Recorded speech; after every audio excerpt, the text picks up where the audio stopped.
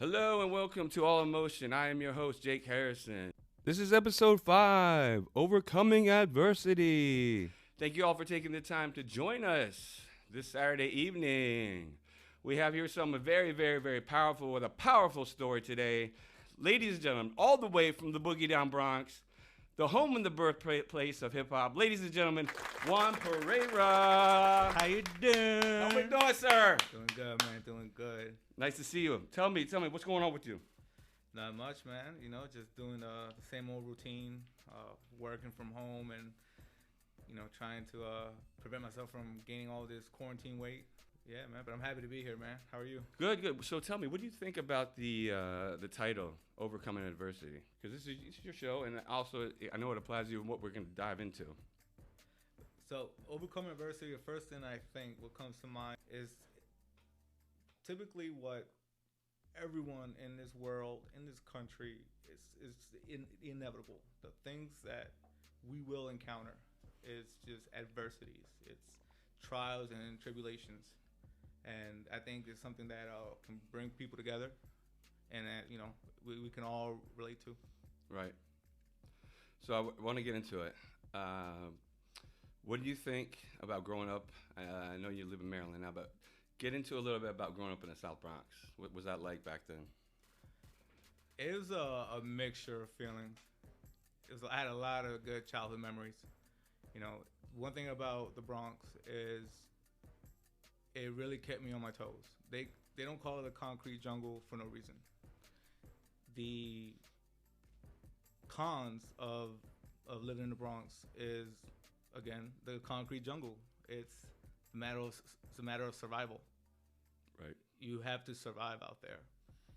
One memory that I have in my childhood when I moved to the suburbs from the Bronx was just how quiet it was.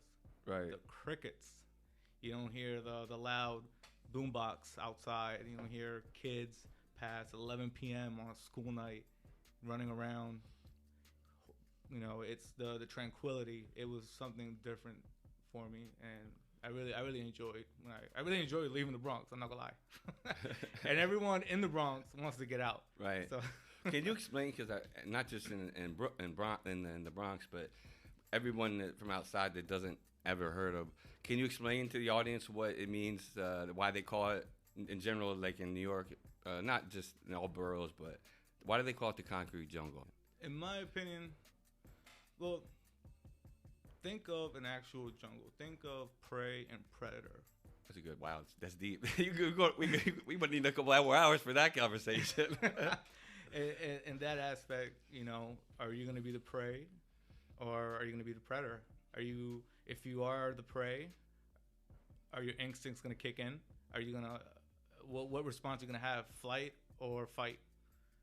And that's kind of the same, like, animal kingdom that you experience in the Bronx. It's really a matter of survival. You grow up fast, even as a child. I remember as a kid, we're playing in the playground, and I had my Power Ranger toys, and these other kids, a group of kids that we didn't know, that my friends and I didn't know, they saw my toy, they had their eye on it, and then, this is where I knew this, my first experience with surviving was with those kids. They came up to me like, "Can I play with your toy? I'll give you $1 just to play with it." How old were you at this time? I had to have been like 7 years old. So we're talking about like maybe early 90s. Yeah, mid 90s. Mid 90s. Okay. Yeah, this was post Biggie. Big Pun was around. Big Pun was around, and Fat Joe was there. Fat Joe. J Lo, right? J Lo's from the Bronx. She was still Jenny from the block. Right. Yeah. Okay. I'm just trying to give the audience some context. That's all. Yeah, this is man. I'll never forget the 90s. But going back to the survival, my friends were like, "Don't do it." Right. Don't do it. And me, naive, and wanting to be the people pleaser, I gave him the toy, and in the blink of an eye, I lost track of them. And then when I turned around, the kids were gone. Wow. It's survival of the fittest. And I wasn't the fittest at that moment. But, as you grow up, that damn city molds you. It molds you into it hardens you. You know, and now I understand it now. I understand, like, when you walk past a group of dudes, they always look mad. Right. They always look like they want to fight. Right. You know, is that just the Bronx? Do you think that's in Brooklyn and also maybe some parts of Manhattan and Queens? I think that's a thing with cities that are forgotten. I didn't understand why all these project buildings existed, why all these abandoned buildings existed. Right. You know, the Bronx, all these buildings back. What was that era? The Great Depression during around about the late 20s, early 30s. All these buildings were built, you know, because the industrial industry was booming. Right. So they built all these buildings, you know, to house all these workers. Right. When the economy collapsed, there was no one to occupy these units. Right. So they were abandoned. They were burned down, and then time tells the rest. It's funny because I haven't been to the Bronx in a long time until like a couple of weeks ago, and you know, gentrification is everywhere.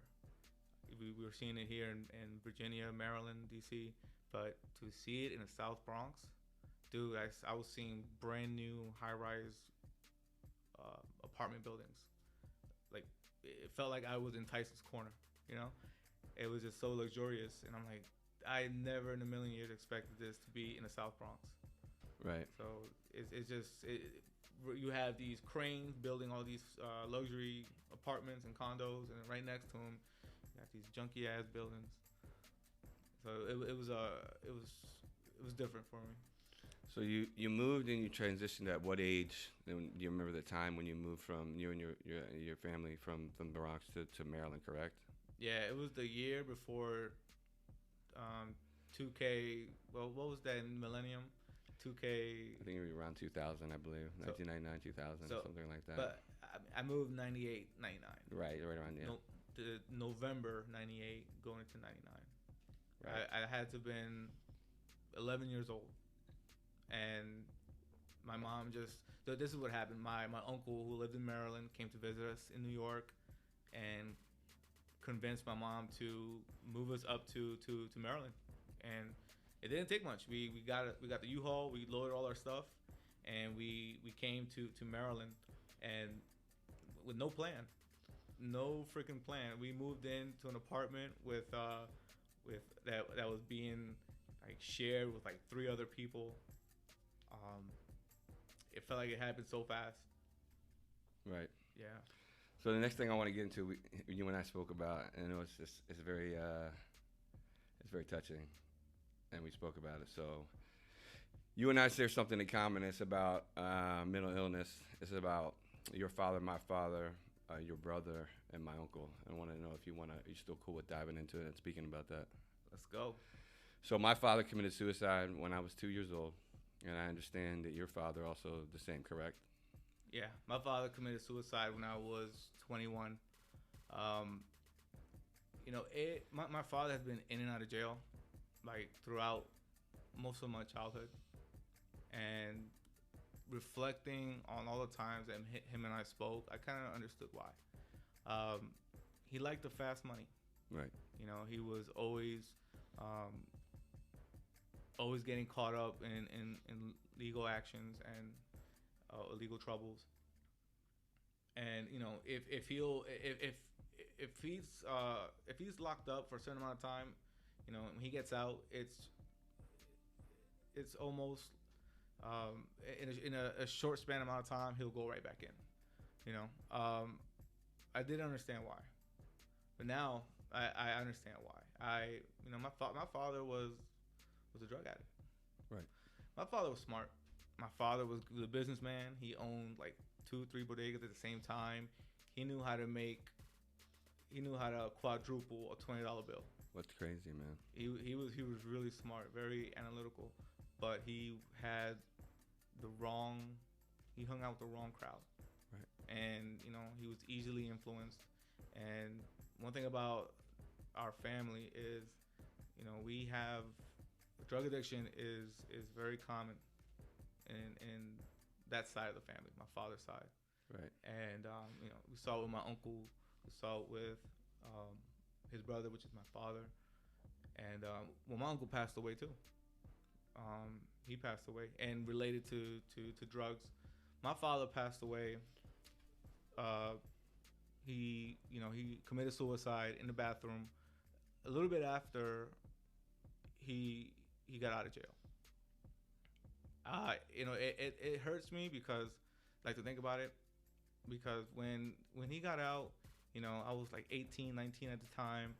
I held a little grudge on him because most of my childhood he wasn't there. I had to grow up without him, and now that he's out, he called me and wanted to speak with me, and I was just being hard-headed. I was like, oh, now you want to be in the picture? Right. And I was kind of like ignoring him. And I will never forget that one call. It was right. I got out of work. It was like 6:30 in the evening. The call comes in, and I'm walking to my car, and I just ignore it. And that was the last call that ever came from him.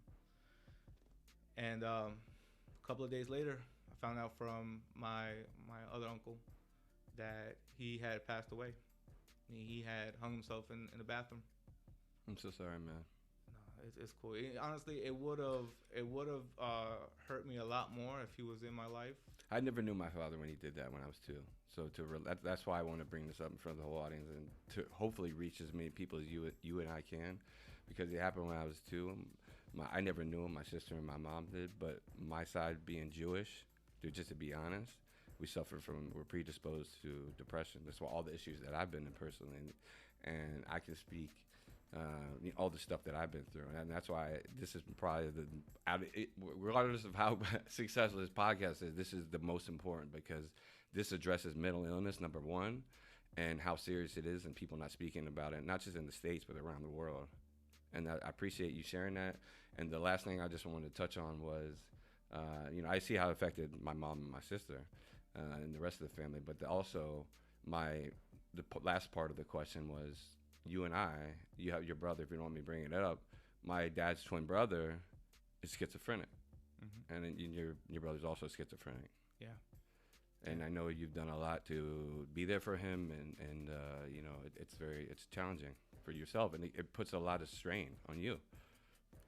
It's been a roller coaster this past decade, because when we first started seeing the signs of my brother developing, like something even remotely close to an illness, I didn't know what it was. I had no idea what was going on. Is it drug induced? Is this something that's occurring naturally in the brain, or maybe all the above? It was scary.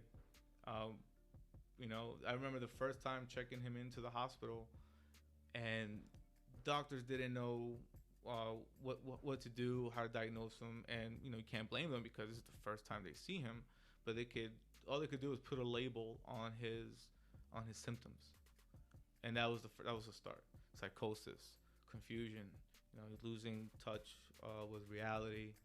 I think the big thing, like my uncle, is like I remember growing up with my uncle, and I could just share this with you. When my grandfather used to watch me, he would just have these episodes, and it would scare me. He'd like have these dreams, and start screaming at night. You know what I mean? Yeah. He'd just like freak out like in the middle of the night, and I was a kid. I was like 8, 9 years old, and I didn't know what was going on. Yeah. And then I realized later in life, like, it's just unfortunately it's a very serious illness. Mental illness. And the biggest thing is that you hear voices. That's schizophrenia for the most part. Is that. I remember sitting in the living room watching a football game, and my little brother he'll just watch the television, and I look him right in his face. I'm looking right at his face, and he's not there. He's not paying attention to the TV. Right. And then out of nowhere he'll start laughing hysterically, and no one else is laughing. It's just him. Right. And right. And I'm like, you didn't understand it right away. I didn't understand. I was like, right. Shut up. What the hell's wrong with you? Shut the hell up. Right. And the laughing got more intense. It got stronger, and we had guests over, so it was freaking. So people, me out. You kind of felt uncomfortable because the guests probably were like, "What's going on?" Right. What is going on? And he was. So the laughing was one thing, and then he couldn't stop looking at people. He would every time I turned to look at him, he's staring at me. Is there a big age difference between y'all? About 4 years. And you're older. And I'm older, so right. Yeah. But he does look up to you, though, in a sense. I'm the oldest child, right. with no father. I was a dad. Right. Yeah, I was a father to my sister and my brother. Right. Yeah. And at least, how were you able to take care of your mother and your brother, man? You know, sometimes I feel like I could have done more, but I could only do with what I knew best. And you know, it's hard for a kid at that time, my age, you know, my adolescence, to have to step up and kind of lose your childhood. You know, to fill in that, to fill in the void. You know, I had to be the one that was resourceful. Right. I had to be the problem solver. And you had to basically, you had to grow up like 10 plus 15 years, and you never really got to experience. And I'm not saying you didn't, but a lot of people never have to do that. Grow up 10 or 15 years and become that role model and that parent. Not only are you taking care of your brother, you're taking care of your mother. Correct me if I'm wrong. Yeah. You know, it expedited the clock for me, and I'm proud because it molded me into the person I am now. You know, it made me, as cliche as it sounds, it made me a strong, individual. And you know, whenever I encounter any difficult situations, I'm like, to me, been there, done that. I've been through worse. Right. And so I'm able to cope much easier. And it has helped me throughout my childhood, throughout my young 20s, you know, experiencing having to grow up at such a expedited rate. You know, it has helped with all the other things that went on in my life. So when you moved here from the Bronx, not stepping back, I just kind of want to understand, because I live in Pennsylvania. I did move down here, but nothing like I can't compare the experience from what you've been through. But I mean, you got yellow cabs, and then you got the horse and carriage. If we go to Pennsylvania and Lancaster, we do have the Amish. Are you familiar? We got the Amish here in Maryland. Yeah, we do, right? Yeah. No, but I mean, it's just like it's like the Twilight Zone. It's like, you walk into seriously, leaving the Bronx, coming to Maryland. Now you grew up in correct me if I'm wrong, Langley Park, or that when you first moved from the Bronx to Maryland. Yes and no. Okay. Mostly yes. Dude, when we moved to Maryland, we moved to Silver Spring, but it was on the border of Prince George's County. To be exact, it's like Flower Avenue. Okay. So it was Montgomery County, the profound county of Maryland. But Langley Park is Prince George's County, which was probably like half a mile from where I moved in. Okay. Langley Park, or Flower Ave, Silver Spring, that's like the port of entry for anyone moving outside of Maryland to Maryland. Now I have a question real quick, not just to your point, if that's okay. Yeah. Are there a lot of people that transition from, let's say, New York, and from your experience, that have come from New York, that went the route like going through Maryland? Have you seen that? There's a lot of things that can factor into that. Like race has a big play in that. Where are you originally from? Your background. Where are you from? Oh, so I'm sorry. I should ask that. That's my fault. That's my fault. How dare you? I know. I Damn it. We're running out of time. I want to get everything. So much good information. All right. So my mom is Honduran. Okay. And my father's Dominican. Okay. From the Dominican Republic. Yeah. So like, I guess it has a lot to do with doing what people are familiar with, or they're following the advice or the footsteps of other people who have gone through that journey. So Langley Park, a lot of people it's a high immigrant population. It's a community of Latinos and then other races too. But around that time, it's mostly Latinos, and there was like an internal checklist that that people knew. You move in, find a place, find work. If you got kids, enroll them into school, and if you got to share 10 people in a 2-bedroom apartment, so be it. Even if it's temporarily. You gotta, you gotta do what you gotta do.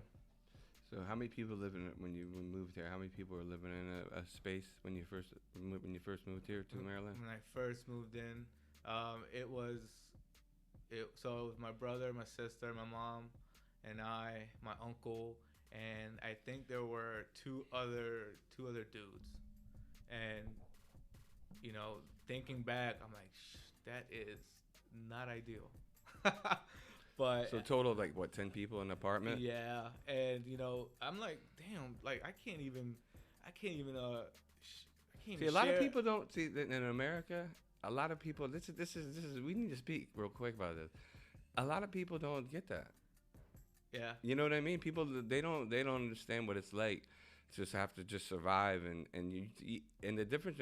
Correct me if I'm wrong. Not just Guatemalan, Salvadorian, Honduran, Dominican. Like the culture and the respect. They're a lot closer in terms of the culture.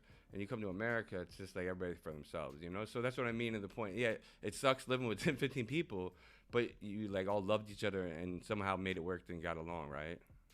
For the most part, yeah. Now, when we were living there, these dudes, they had their blue collar weekends, it could have been better without the alcohol, without the drunkenness, but we made the best of it. They were good people all around. Right. Yeah. Right. And don't get me wrong, like shit. Now I work from home. I have my office. Adriana, my girl, she has her office. We have our space. I love my solitude. I love having my space. So, but thinking back then, how we were cramped. That shit is horrible.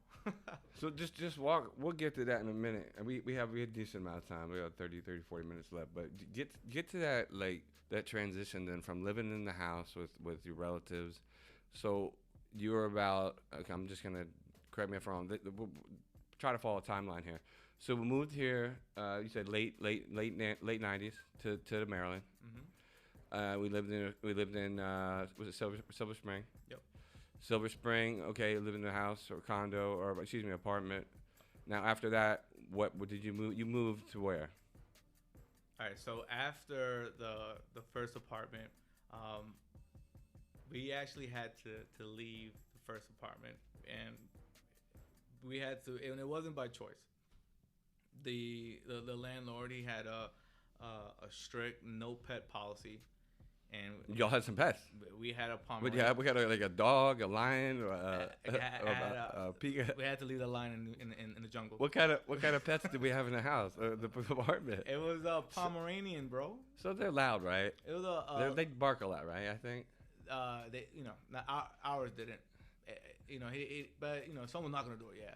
But it's tolerable, right? But he had a strict no pet policy, and we didn't want to get rid of him, so the choice was to move out, and we I don't know how my mom did this, but my mom, she was able to find someone who was willing to share the bedroom out to a single mother with 3 kids, and it was a friend from church.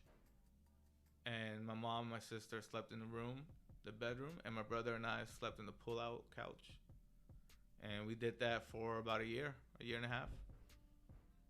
Yeah.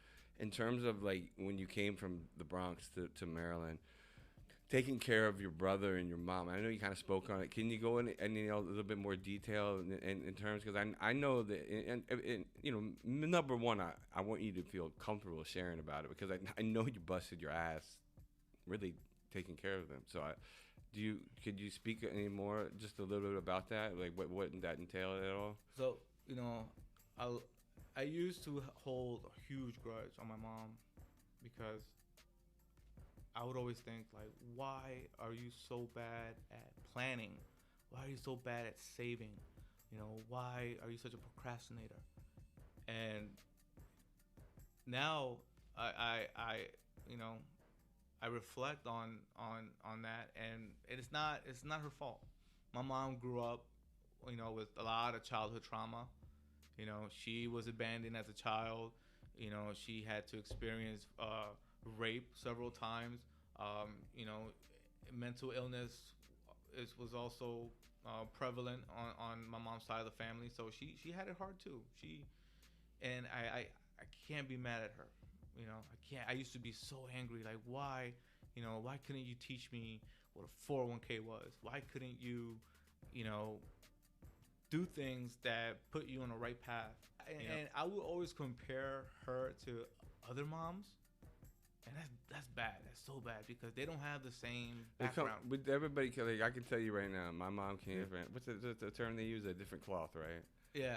You know what I mean? Cut from a different cloth. Yeah, exactly. But that doesn't make either. Trust me, doesn't make my mom better than your mom or your mom better than my mom. Doesn't matter. But in regards to number one, education, doesn't matter their upbringing. It doesn't matter. We all are humans, and we're all here to learn and grow. And that's the whole idea of this podcast. To be honest with you, is for you or whoever comes on here, even myself. That's why I told people in the beginning. A lot of people here just didn't understand. Like, I didn't rush my first episode.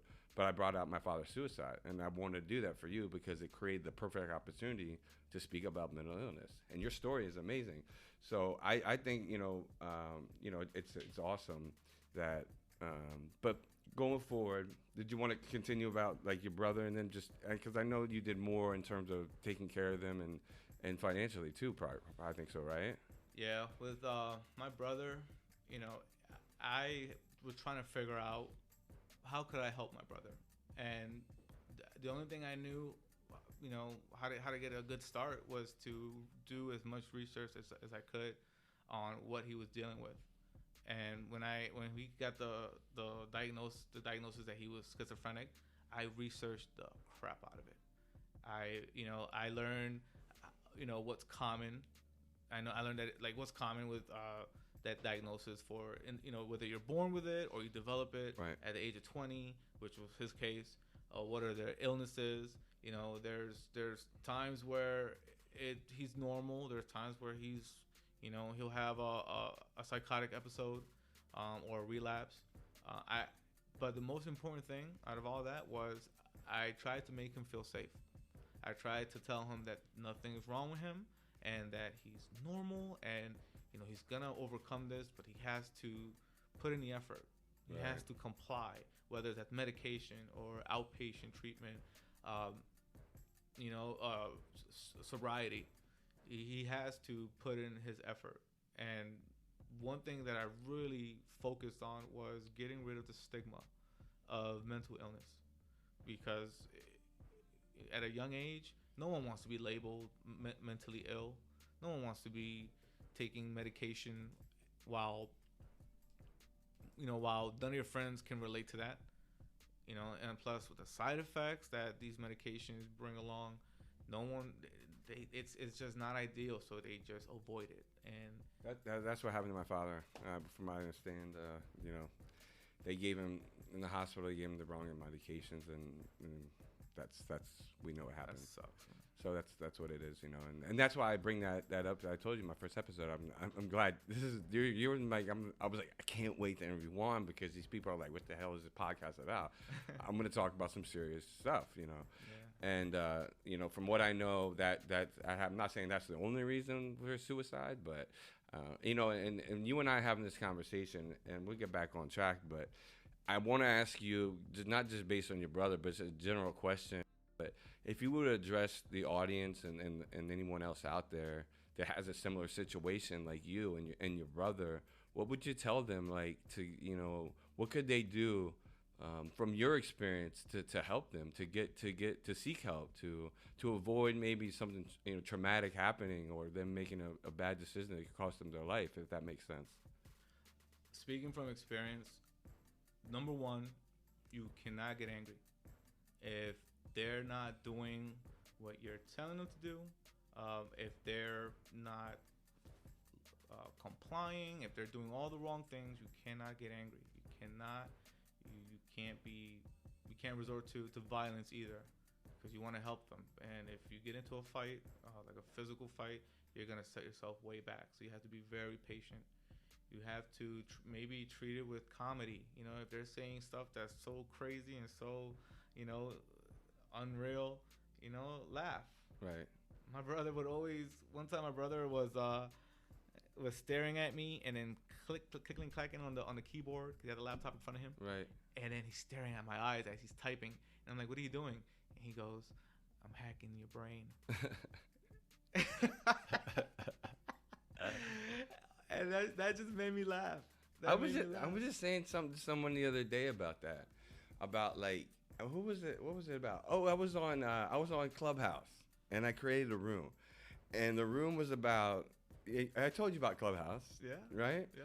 I get on there and I have fun with it, and it's kind of how I was in theater and I sang growing up, but I like Clubhouse because it prepared me for this podcast. But what's interesting is I get on there and I like to mess around. It's it's fun, and the topic, it was like last night, 2 nights ago, the topic is it was like late night. Why do people take things so serious? And I got like 10, 15 people to come through, and the idea was that we don't, not this is everybody. We really do take things serious, and we just don't. Like, I give you an example. What my example was, because I was the moderator leading the room. My friend actually texted me today in the interview. When we would get back from a firefight, for example, in Afghanistan, we would just laugh. And it might seem so psychotic, but it was just the funniest shit, because it's just like, you just made it through something really crazy, and you just laugh. Yeah. And I believe that's the issue, and not just the States, in the world. We don't just laugh. You cannot take life that serious. I mean, I'm saying there are serious. Life is serious, right? Yeah. But we have to really take a step back and say, you know what, F it. We're gonna laugh about this. Would you have any thoughts about that? Your life? No, I mean, I agree, man. It's just it's hard. It's easier said than done, because we're in this country. We're just surrounded by so much pressure and so much anxiety, and we don't know how to cope. We don't know how to deal with it, and we just let it digest, and then internally it gets worse. We sort of spiral down. Right. There's a good coping mechanism. It's called CBT, cognitive behavioral therapy. Okay. And I don't want to get too much into it, but it helps you.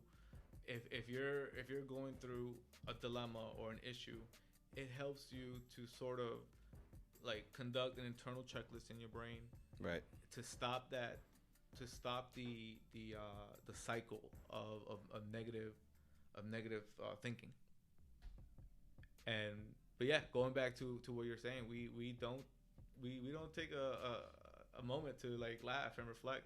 I mean, but your scenario is different. Like, if I were to like, me? Yeah, if I was to be like in a crossfire with like, it's wild. Enemy and survive it. Yeah, it's wild. The guy, he actually texted me before you came over there, my friend I'm interviewing, and he's the one I told. We won't say it on it. We won't say it right now, but he's the one I told you about that situation that happened between us in Afghanistan. Uh-huh. And like, he's my boy, and it's just like we look back at that now, and it's like I can't wait to have him on. But it's like what I told you. It's like we laughed about that. How crazy, and the irony, and it might sound psychotic and crazy to 95% of the people in the world, but like we look at it and we're like, dude, we're live, and it's just, you know what I'm saying? Like, I don't think it's crazy at all. I think a lot of people have similar like experiences when they meet an old buddy and remember that time where we broke into that car and the police chased us? Right. Like, right. Yeah, when you go through like such a dramatic experience and survive it, live to tell about it. Yeah, it better bring back laughter. Shit. Right, exactly. So I know you got to run. I got a couple more questions to wrap it up here. So I mean, we're gonna get into I like to say we had the storm. The sun's coming out, so we're gonna give a lot of good feedback to people here. No, but lastly, I just want a couple more things. The most challenging experience for you, and you kind of already obviously spoke about it, but you could be the past or today, just personally for one. Not we already talked about that, but so far it could be current, it could be the past. What's the most challenging thing, if you don't mind sharing? The number one challenging experience was when I could not have my brother live with me anymore. He lost his the home where he was living at. So I let him sleep on my couch while he was going through his mental illness, and me not knowing what was going on, me telling him, "Hey, snap out of it, like get normal." Not understanding, not having compassion, frustrated as hell. I packed his bags full of the little clothes that he had, and I dropped them off at the homeless shelter. And it, like, I remember him getting out of the car and walking towards the doors of the building, and I'm just crying. I'm just like, I can't believe this is real life. My brother is walking into a homeless shelter, and I'm allowing it. It was a really not traumatizing, but it was just sad. It was just so sad because this is my blood. This is someone who I've been around his whole life, my whole life. We're only 4 years apart, and to see him just spiral down, and it felt like I abandoned him. So me abandoning my brother was one of the hardest moments in my life because I just didn't have any understanding of what was going on with him. I just felt like he had to hit rock bottom and he had to learn, and that to me was really sad. Right. I appreciate it. So today, what's your life look like today in terms of family, work, dating? What keeps you from all that? Because like I said, like I look at it like this. I have the triangle. I'm sure I shared that pyramid with you. Yeah. Kind of like my motto when I created this podcast.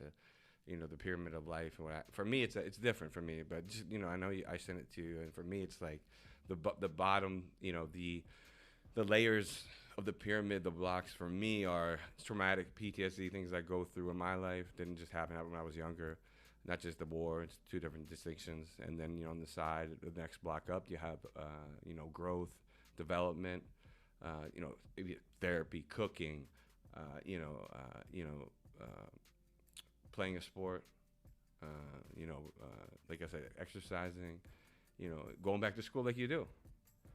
That's self-development. And then at the end, I look, and that's my pyramid. At the end of the top block is entrepreneurship. Now, a lot of people, and just cliche, and I say this a bunch of times, for me, entrepreneurship, people say, it's I had a business when I was 22. I'm not going to get into that, but the last 10 to 15 years, it's crazy because people think about entrepreneurship, they think about just money. For me, it's more than just that. It's freedom. It's freedom for yourself to go out and do what you want to do. It doesn't mean you have to specifically work for someone. So you don't need to go into that. I just want to get like an idea as we kind of close it out here shortly on what you have going on and what your life looks like today. Man, I know it's a fully loaded question. Overall, it's going amazing. I got a good career, and I'm at the infancy of my career doing IT. I took a long hiatus of school, but I just registered for the fall. And congratulations. Thank you, man. And I found my calling. I'm taking programming courses. The reason why I'm going back to school and why it's going so great and why I'm so happy is because I failed at school 8 years ago. I didn't know why. I didn't know why I couldn't pay attention. I didn't know why I would always daydream a lot.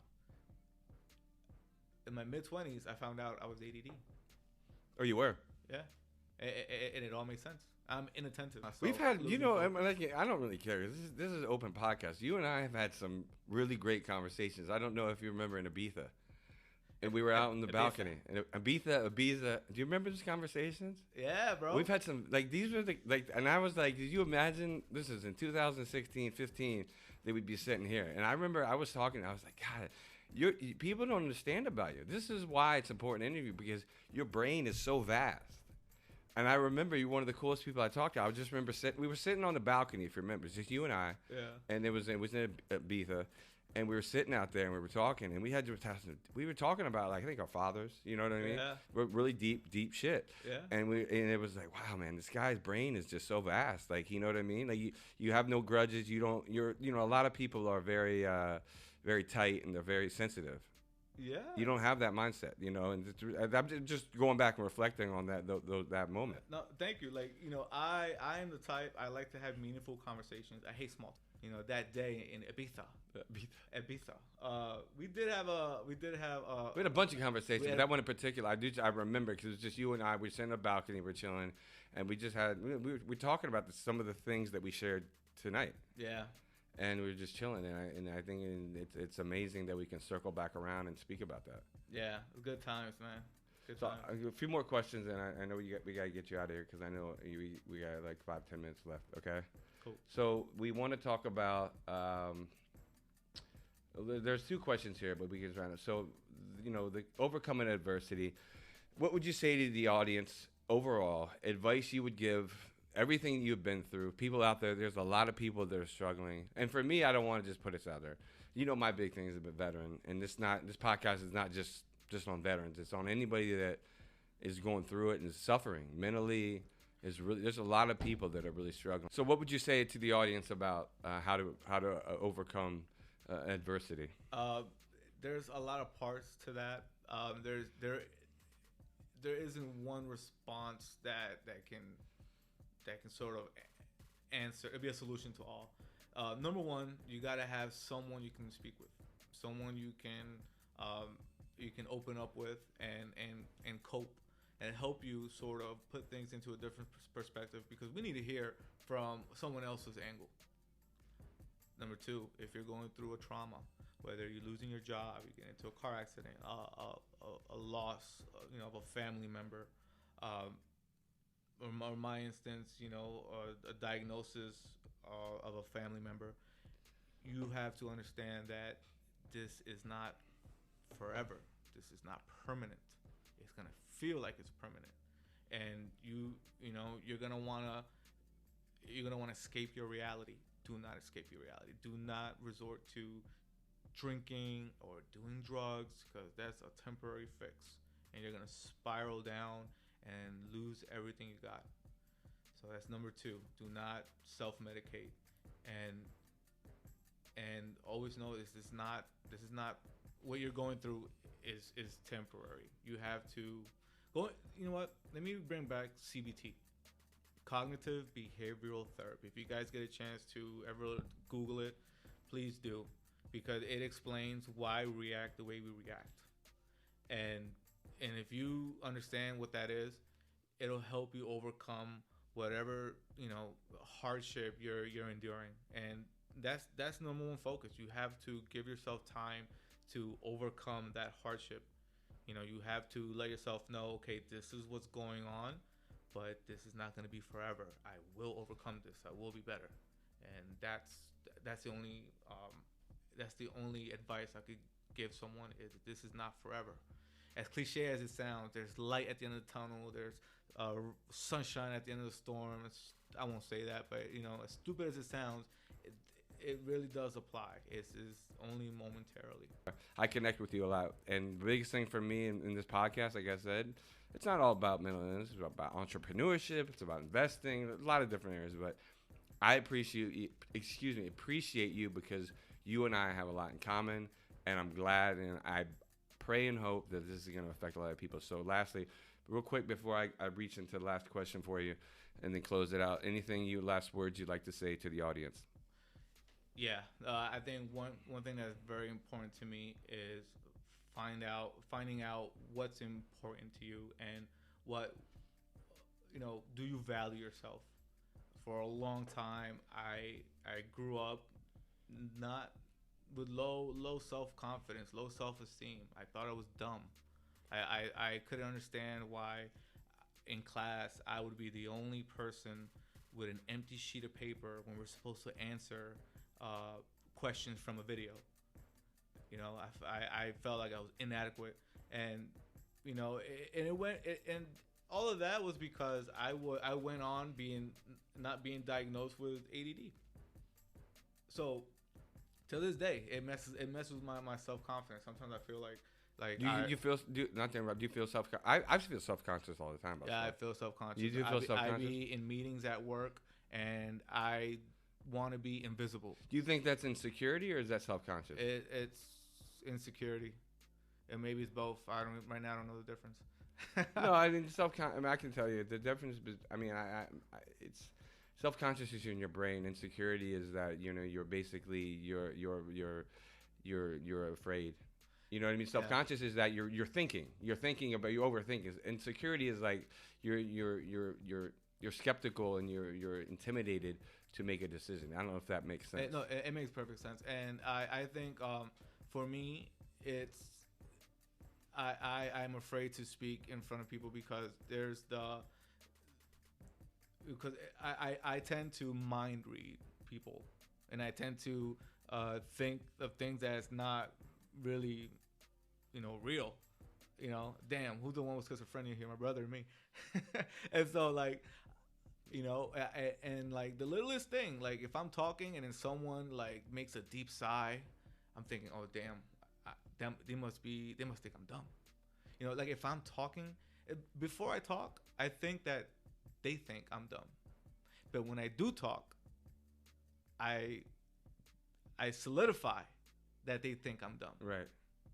And that's why I'm always a quiet little church mouse in these meetings. So I grew up all these years just not valuing myself, and when I found out about the reasons that I encounter all these hardships, I don't encounter these hardships anymore, and life is a lot better. So if you're going through life just not confident in yourself, what can people do to reach out? What can they do to, like what you've done? You're amazing. You're the storm and then the sun's outside right now for you.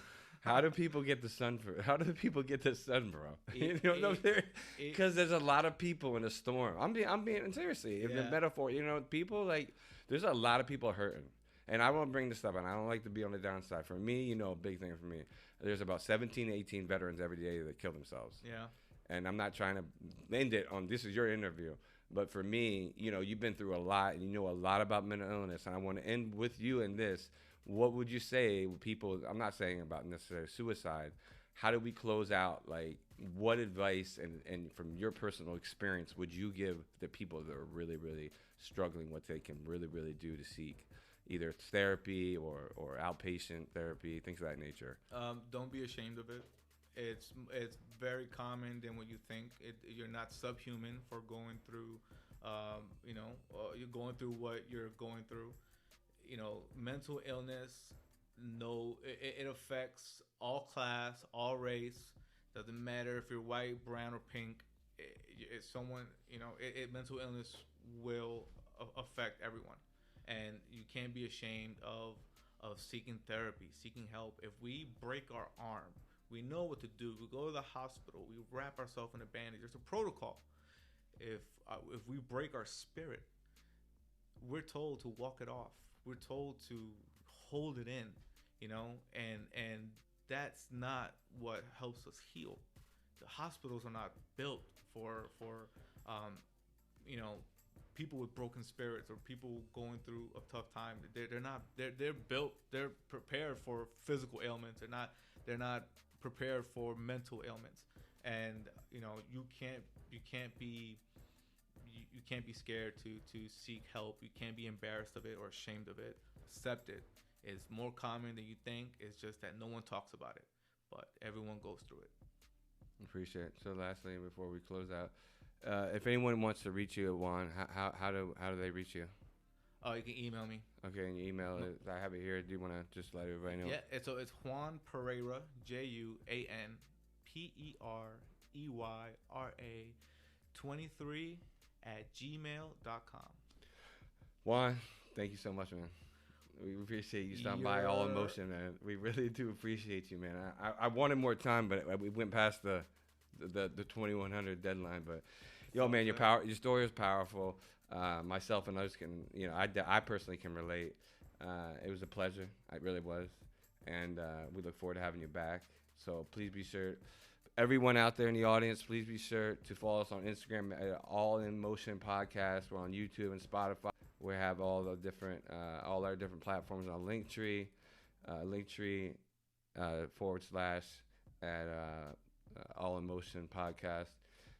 Also, if you would like to contact us, you give feedback, potentially any future topics you'd like to hear about or feedback on how we could be better, we would love to hear about it. You can email us at allemotionpodcast@gmail.com. Once again, thank you again to the audience for staying tuned to this amazing interview. Juan, I love you. Thank you for having me here, man. I'm Jacob Harrison, and please, everybody, stay tuned. And thank you for listening. Take care. Good night. God bless.